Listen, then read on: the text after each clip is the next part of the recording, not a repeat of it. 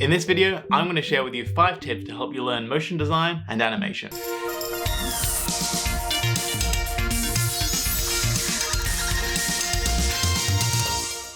Before we even make it into the list, I want to make it clear up front, you do not need to go to art school or college or university to learn motion design. There's honestly much better resources online, so don't worry. Number 5. Focus on one thing at a time. Motion design is a really broad discipline that covers design, illustration, animation, editing, VFX, compositing.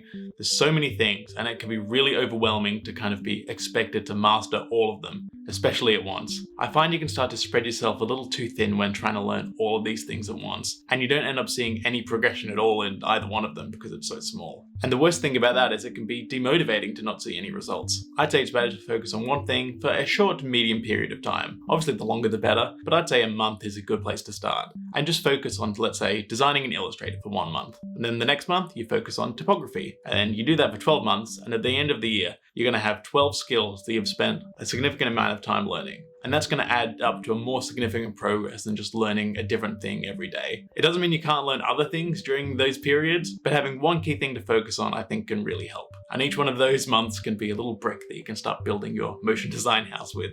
Number 4. Have a structure. Having a structure, I think, is the biggest indicator of whether or not you're going to be successful in learning a new skill. You could enroll in a course, or you could try to create a little course yourself, perhaps by collecting 20 tutorials on that subject matter, and maybe a few podcasts from artists you like in that area, and then maybe assigning yourself 2 short assignments to maybe make 2 little looping GIFs using those skills. I do think an already prepared course is probably a better way to go, but those of course vary in how long they are and how much they are as well. But one of their main benefits is there'll be a nice linear progression where they start you out with the most important information that's the simplest, and it'll slowly get more difficult, and you'll be constantly tested on this new skill. And this video's sponsor is a great place to start with that. Skillshare is a huge online community with courses on a massive range of creativity, productivity, and business skills from some of the best industry professionals. With a premium membership, you get unlimited access to all of their courses, which is more than you could possibly handle, including Mastering Illustrator with DKNG, Color Masterclass with Vito Nye,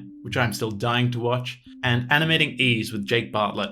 Understanding ease in After Effects is one of the most essential skills in motion design, and I know that the graph editor is one of the scariest things that After Effects has, so I wish I had Jake Bartlett as a shaman to guide me through that when I was starting. An annual subscription is less than $10 a month, but Skillshare is giving my viewers a 2-month free trial. 60 days with unlimited access to all of their courses, all for free, just by using the link down in the description. You've got absolutely nothing to lose. I'll give you my personal guarantee that you won't come away having learned less. Number 3, focus on the fundamentals. The fundamentals of any practice, I think, are the most important thing for any motion designer to have. In almost all of my commercial projects that I've worked on, 80% of what I've done is just keyframing the position, the scale, and the rotation in After Effects. Maybe shape paths. That is by far the vast majority of what I spend my time doing. So taking time to learn those is going to be far more useful than, let's say, the tempting new plugin that adds all these, particle systems and new shiny effects. Those are of course more tempting, but I think it's important to have your vegetables and understand the very basics and the fundamentals. The 12 principles of animation are a really good thing to focus on. When I first heard about them, I dismissed them completely. I thought, this is not relevant to me at all. I want to be doing modern 2D motion design. This stuff is only for traditional animators animating Disney films by hand. And that is not the case. These principles can be applied to every single project and everything you do in After Effects and motion design. But understanding these and figuring out how to implement them in my workflow was absolutely the biggest increase in skill that I've had in my career. Number 2, follow your interests. This might seem a bit at odds with the last point, but I think it's important to not get too dogmatic about any of this. The main reason to follow your interests and passions is that you're going to be more motivated. And the more motivated you are, the more you're going to learn. If you're currently obsessed with a certain look or a certain skill that you want to learn, go for it and dive into it. I think it's important that you balance that out with learning the fundamentals, of course, but if you really enjoy it, go do it. Your own curiosity and the elements you choose to obsess over are really what's going to paint a picture of you in your motion design career. Your unique variety of skills is going to flavor all of your work, and it's going to make it a lot easier to find work that you want to do in the future.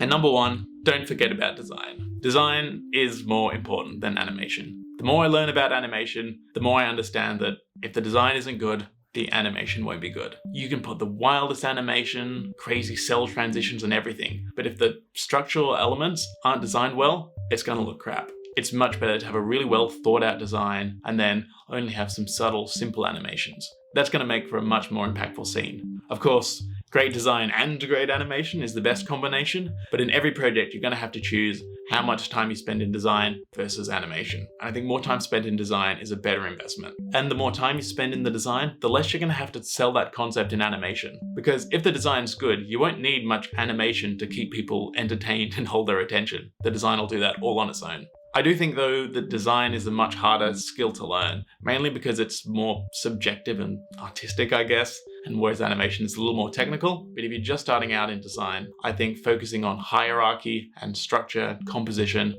and maybe color and lighting are the best places to focus on with the design. The more you understand and implement those, the better everything you make is going to be. I've made a short playlist of some related videos that I think you'll enjoy if you've made it this far. And please consider subscribing if you'd like more of these videos every week.